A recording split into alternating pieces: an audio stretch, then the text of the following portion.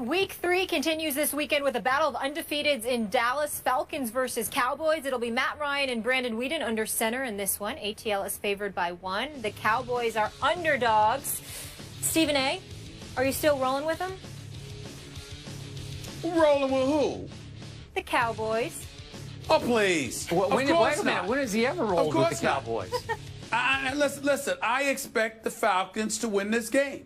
I think Dan Quinn has got their defense playing much improved football. It's not Tony Romo there. If Tony Romo was quarterbacking the Dallas Cowboys this weekend, I would have picked the Dallas Cowboys, but he's not. And even though Brandon Weeden has this arm that Jerry Jones has been bragging about, acting like he's the second coming of Joe Montana, and of course we know how much Skip loves his Brandon Weeden. We all know this, and I personally don't have anything against him because we share the same birthday, okay? I got nothing but love for the brother. The fact is that for his first game to go against the Atlanta Falcons, you got Tony Romo out, you got Dez Bryant out, okay, Jason Witten's not going to be 100%. Greg Hardy hasn't arrived yet. Randy Gregory is still probably out. Rolando McClain is going to be out. Orlando Scandrick is out for the year. I think with Julio Jones, with Matt Ryan, Roddy White, I'm assuming, is going to make an appearance and show up. I personally believe that it may be a tight and a hard-fought game, but I think that this is a game Matt Ryan and the Atlanta Falcons should win. If they lose this game, all they're reminding us about is that they are not what we thought they were, that Mike Smith isn't the problem, the talent, or wasn't the problem, the talent was the problem. This is a game, if the Atlanta Falcons are trying to elevate themselves back to relevancy, this is a game they should win. They should beat Dallas on Sunday afternoon. I'm going to roll with a score of 27-23. I'm with you. I'm going Falcons 2016. Good. Skip's Love it. Love it. Love it. Molly the Thank Jinx you. Karam. Molly the Jinx, out you're on the off limb on my your own. bandwagon. Good. I feel very good about what I'm about to say. Oh, go for it. You know what, Stephen A. Can't wait. Smith? Every point you just made was absolutely football brilliance. I am impressed. You should be right about everything you just said, but you will not be right. You're going to be wrong because of certain intangibles you are overlooking. And allow me to start off my little soliloquy by paraphrasing the great Stephen A. Smith. Just stay on the Weeden. Just stay on him because he is worth staying on, especially this game at Jerry World this week. Now, you know how I felt about this. We didn't talk about it on the show, but I tweeted about it. I did not love the way Jason Garrett handled this quarterback situation. As you know, they traded for Matt Castle. And Jason Garrett that night called Brandon Weeden on his cell phone and made it clear to him, though we support you 1,000%, Brandon, you are now officially in a battle to keep your job as our #1 starting quarterback. And listen, Brandon Weeden has a crisis of confidence. He's lost 8 straight starts going back to his Cleveland days. He stunk it up at Jerry World in his 1 start last year. Remember that? Todd Bowles' defense, then when he was the Arizona coordinator, came in and just did a number on poor Brandon Weeden, and I was off the Weeden the next day. I still like him.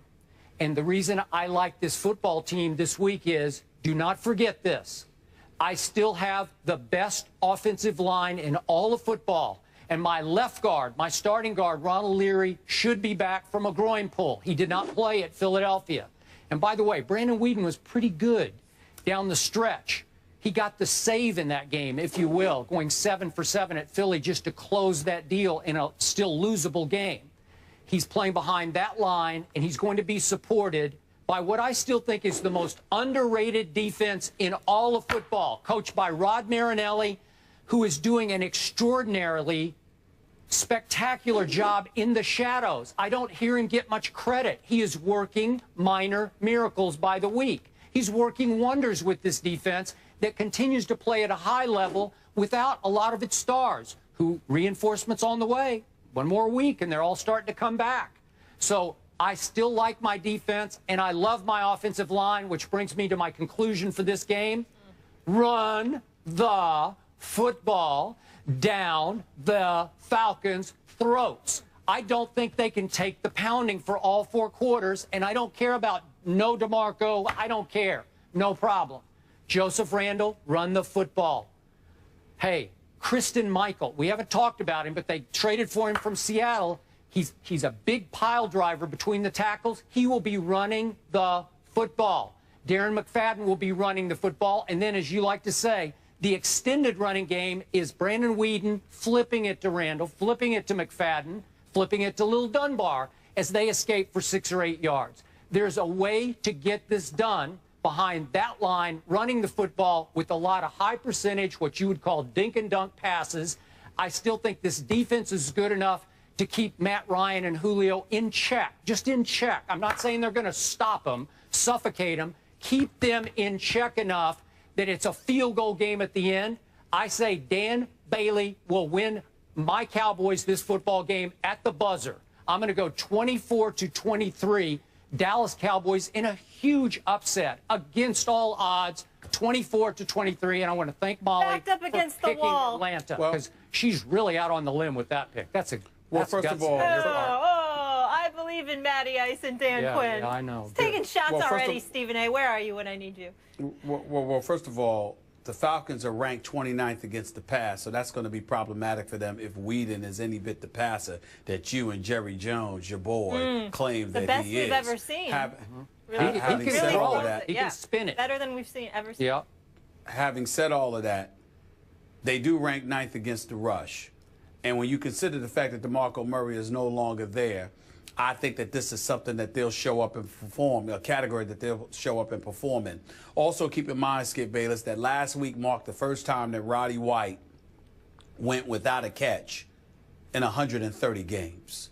I think that he'll have something to prove. He's trying to play it off like it's no big deal because he's enjoying what Julio Jones is doing out there right now, putting on the show that he's put on thus far this season. But in the end, Roddy White is going to want to remind everybody that he can be an elite receiver in this game, too, because he has not been the last couple of years. Since the days he laughed at somebody asking him if somebody else had a better receiving tandem than the Atlanta Falcons. So, you know, it's not just about Julio Jones. Roddy White needs to be Roddy White in order for the Atlanta Falcons to be the elite offense that they once were.